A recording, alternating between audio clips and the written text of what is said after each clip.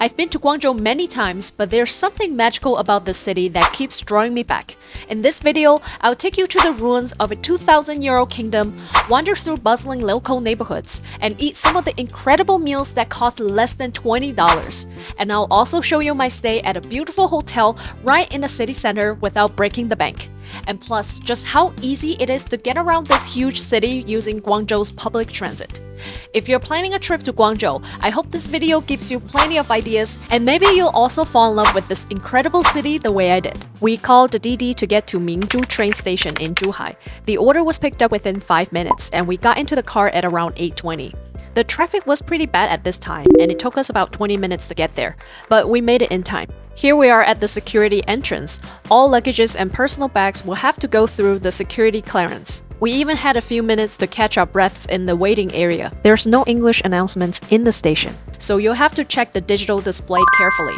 So you're good to go once this is green. China has put in a lot of work to transform the public bathrooms. This is how clean it is in this station. It's time to board now. Let's go up to the boarding platform. Something I don't find it always intuitive is that which cart or compartment is my seat in. I can't say for sure, but most times you'll see on the digital display on the platform, but not always. And you must know how to read Chinese. Anyways, even if you're not sure, you can always board first and find it while you are in the train because it leaves sharp. We got second class tickets for 70 RMB or about $10 per person one way. This is a newer train and it looks a lot more modern and clean, and the seat is pretty spacious. The whole ride was about 70-some minutes. Getting off is always chaotic, so be prepared to be pushed around. We followed the crowd to go down one floor to find the entrance for the subway line. I would say that it's pretty easy to find your way here because Guangzhou South has signage for both English and Chinese. There's also customer service everywhere to answer questions. But another frustration we encountered at the subway station was that the code scanners were funky and either wouldn't work or take too many tries. Thankfully, it accepts credit cards. One of us ended up using this method.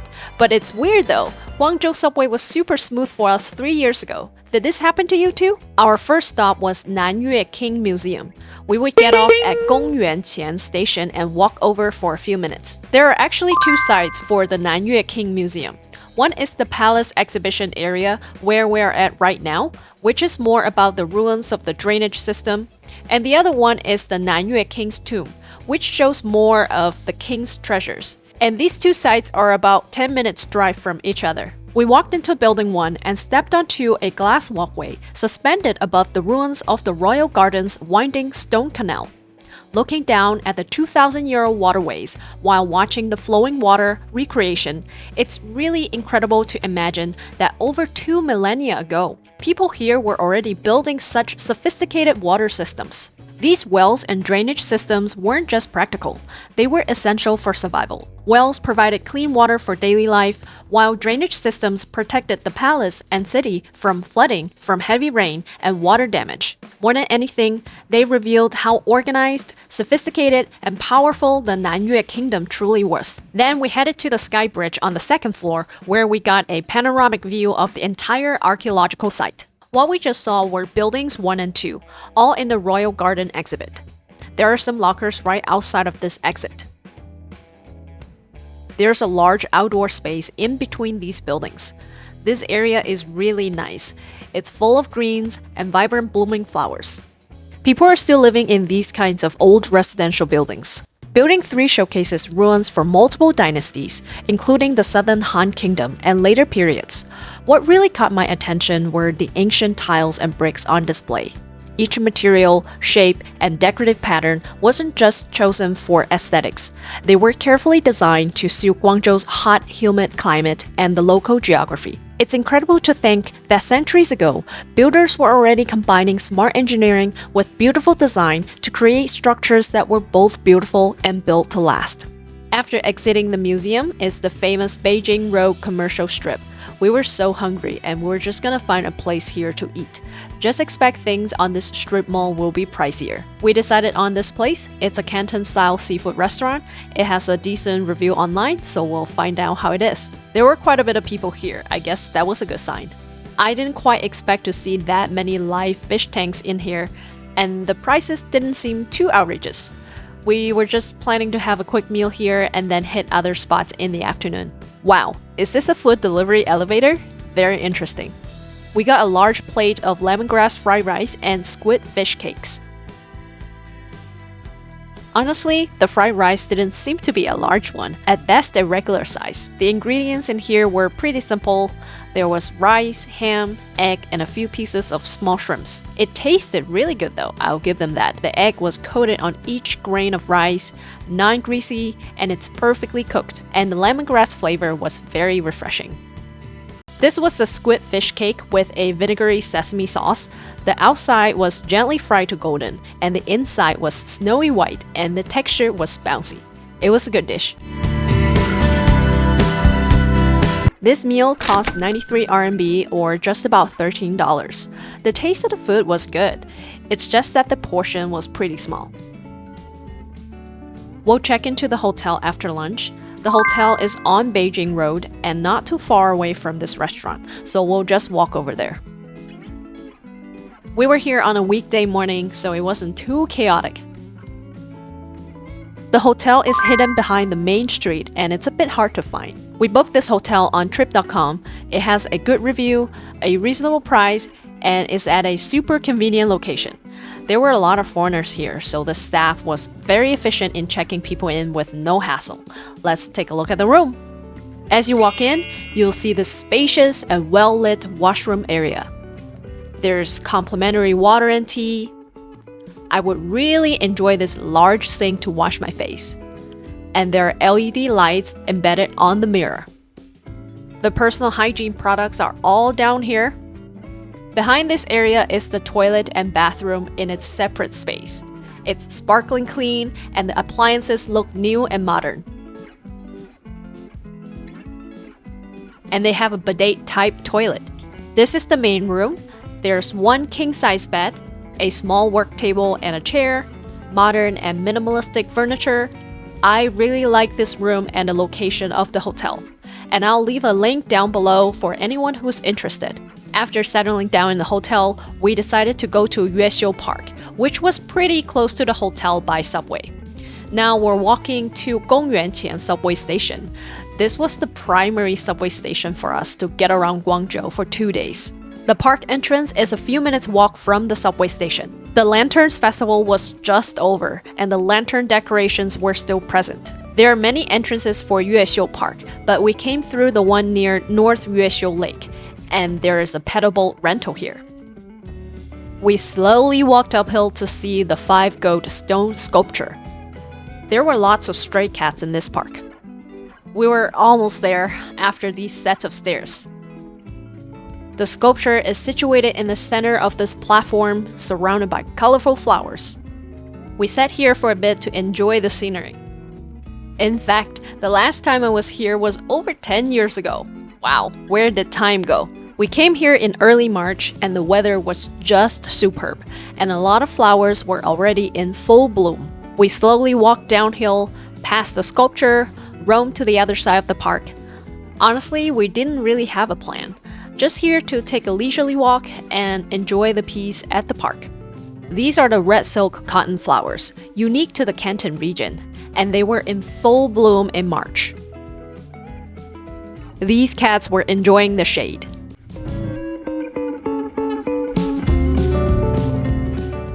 As we continue to walk, we reach the southeast entrance of the park. I could see so many kids were having fun after-school activities here. This is probably the East Yue Xiu Lake. This part of the park looks so poetic. There's a brick walking path circling the lake. Vibrant flowers were blooming on both sides of the path. You can see the reflections of the trees and buildings on the lake, and the leaves were dancing in the breeze. This was probably my first time seeing black swans. There's more boat rentals here. I see this park is a very popular place for kids to hang out and have fun after school. It's almost time for dinner and we're waiting for our Didi to pick us up. The traffic was kind of chaotic. Mopeds were crossing the street just like that. Pedestrians and bikes were also kind of everywhere. It's really convenient and inexpensive to take Didi in China. Orders usually get picked up within 5 minutes, and electric cars are the main force in the market. Most of the times, the cars were clean, odorless, and comfortable. We're going to this place, Yong restaurant. It's your local, authentic Canton-style restaurant located in Xihua Road. Roasted goose and pigeons are their signature dishes, and we'll definitely try that. It's only 5 p.m., and the first floor was already fully occupied. Look at your local grandparents, uncles, and aunties. I'm pretty confident that this place would be good. This is their menu. It's thick like a book, so this is a sneak peek of it. Of course, I got their signature roasted goose. This whole plate was just $5. It's a weekend special discount. The next one is stir-fried gailan with garlic. This one is jellyfish salad. It's one of my favorite appetizers. I love the crunch. This one is the braised egg tofu with mixed mushrooms. It's claimed to be one of their award-winning dishes. We also got some scallion pancake. Can you believe this whole table only cost about $20? So affordable. The roasted goose has such shiny skin. It tasted pretty good for the most part. It was just a bit cold when it arrived on the table, and the goose was on the fattier side.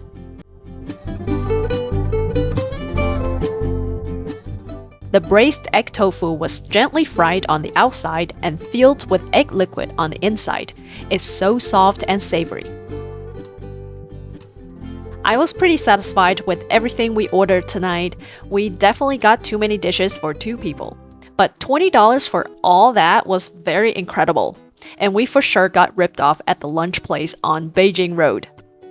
After dinner, we decided to take a walk in Liu Hua Hu Park to help digest the dinner. And it was just a short walk from the restaurant. The park was quite bustling at this time of day. People were strolling, running, playing chess, or just chilling. I really enjoyed this vibe.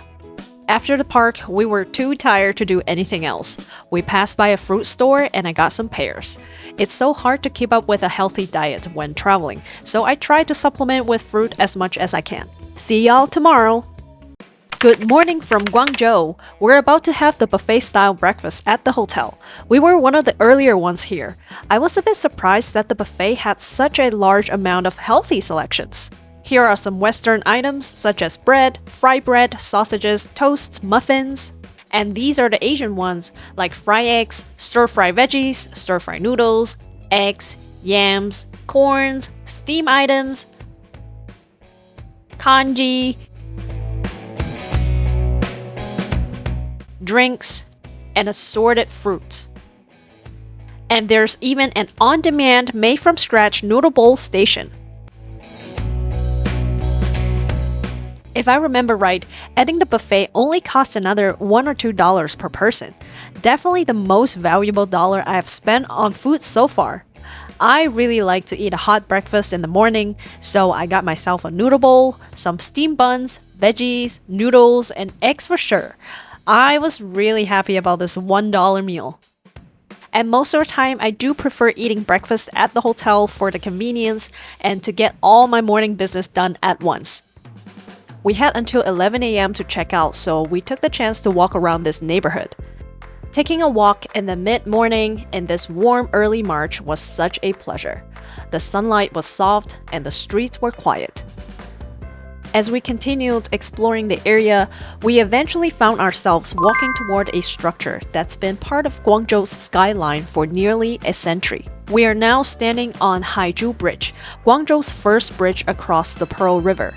Before this opened in 1933, everyone had to rely on ferries to get from one side of the city to the other. Its steel arch design was a huge engineering achievement of its time, helping to connect the city and speed up trades and transportation. Even after being damaged during wartime and rebuilt in 1950, it still stands today as one of Guangzhou's most recognizable landmarks. Continued walking, we passed by this wedding clothing street. Literally, the whole street is for wedding dresses, both Western and Chinese styles. All these dresses feature intricate embroidery, sparkling details, and delicate lacework. They are truly so beautiful. As we continue to explore, we found ourselves in Guangzhou's Shi Er Gong neighborhood and decided to stop by a local market to grab something quick for lunch. It's really bustling here. We saw grandparents picking up fresh groceries, young parents shopping with their kids, and locals going about their daily routines. If you see this type of concrete apartment buildings, you are in the older residential neighborhoods. We also picked up a few freshly baked pastries for lunch. We're making our way back to the hotel to check out. It seemed like they were cutting down some tree branches. It's quite a chaos for pedestrians. This was the traffic view standing on the Skyway Bridge. Curvy road, but orderly traffic. And we passed by the Zhu Bridge again. We just checked out from the hotel and now on our way to the subway station. We passed by this braised beef inners food stand and got some for our lunch. I haven't had this for a very long time. It's one of the classic Canton street foods. The aroma of the five-spice beef stew was drifting through the air even from a few blocks away. We're about to take the subway to Tianhe District, which is considered the modern powerhouse known for its towering skyscrapers, luxury malls, and bustling business centers. First, let's eat my assorted items I acquired this morning for lunch. There's not really anywhere to sit around in this area, so we improvised. This beef inner stew was just okay. This was the Canton-style egg tart. It's pretty good. Finally, this is bolo bao. It's pretty decent. We didn't want to spend too much time looking for a place to eat lunch, but just watch. We had such a sushi feast for dinner. One of the highlights of Tianhe District is the Guangzhou Library. We're making our way over there now. Alright, this is the library. From the outside, it has these sleek curves and massive glass facade. Its futuristic look fits perfectly with the district's contemporary vibe. This is a massive 9-story building. There are elevators and escalators to go up to each floor, and also these glass skyway bridges connecting both sides of the building. Each floor has its own themes. This library offers an incredible range of resources, from books and archives to study spaces, digital learning areas, creative spaces, and a cafeteria. What surprised me the most was how lively it was. Each floor was packed with students, professionals, and readers quietly immersed in their work. And you can also see the Guangzhou Tower from here. This is the top floor. It's about Guangzhou's history and culture. It's very unique looking. All of the furniture here is made of wood or bamboo with delicate carving patterns. The Huacheng Plaza is right outside of the library. It's the best place to observe Guangzhou's impressive skylines. I love the view from here. You'll see the Pearl River, towering skyscrapers, and the Guangzhou Tower. This place is not only popular for the tourists, locals also like to hang out here. It's such a bustling place, but also chill at the same time. We've been eating Canton style for almost every meal, and we'll try something different tonight. And it's a super hype-up conveyor belt sushi place, Sushiro. This was only 4 p.m. and there was already a line. We ended up waiting for another 20 minutes. So this is how it works. The price depends on the plate's color, and you can just keep grabbing sushi and they'll tally up your bill at the end. There are tea powder and hot water on the table, so you can help yourself with that. And some condiments are on the belt, so you can DIY your own sauce plate. Alright, let's start grabbing some plates. This is an eel plate. This is a sweet shrimp plate. And this is a scallop plate. And we have squid shrimp and grilled salmon here. This is the minced shrimp roll. And this is pretty much everything we got for the first round. So far, I've been having a really great experience here. Every plate is covered, which makes everything feels clean and sanitary, and the conveyor belt is constantly refreshed with a huge variety of options. But the biggest surprise was the quality. The seafood tastes incredibly fresh, especially considering how affordable everything is. Another thing I appreciated was how self-serve the whole experience is. From making your own tea to grabbing sauce plates, everything is right at your table, which makes dining here really convenient. My favorite dishes were the sweet shrimp, mini scallops, salmon, and the eel. To be honest, almost all of the seafood was fantastic because it was so fresh. The steak was just okay. It was a bit chewy, but if seafood is your thing, I think you'll have a great time here. The only thing that would have made this experience even better is probably getting a booth instead of this little cubicle. It's pretty tight for 2 people. Honestly, I had no idea how many plates we've eaten. I definitely wasn't keeping track like I probably would in the US. We ended up eating just shy of 20 plates, and the total came out to be less than $30 for 2 people. I can't believe it's already been 2 days and it's time to say goodbye to this amazing city. Guangzhou never disappoints. Every time I visit, I discover something new. Have you ever been to Guangzhou, or is it on your travel bucket list? See you in the next adventure.